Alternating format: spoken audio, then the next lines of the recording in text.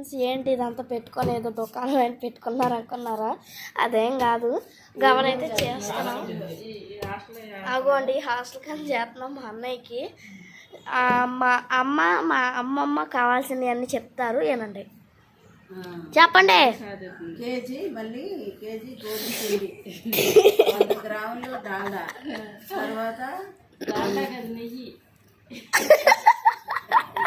100 గ్రాములు నెయ్యి కాదురా, బొంబాయి రవ్వ, 50 గ్రాములు నెయ్యి, కొంచెం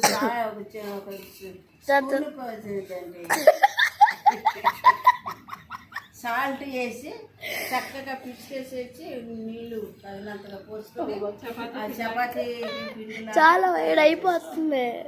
సరే ఫ్రెండ్స్, ఇప్పుడైతే ఏ పేద అయితే చూద్దాం. ఇదిగోండి,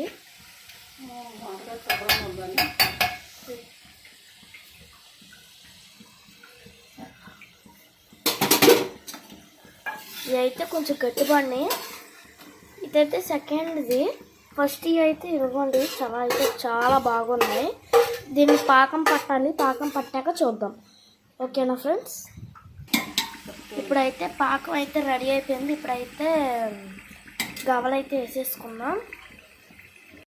టోటల్గా అయితే మాకు చాలా కావాలి. ఇవ్వండి, తర్వాత కట్టేసుకోవాలి. కట్టేసుకున్నాక తిప్పుకుంటారు.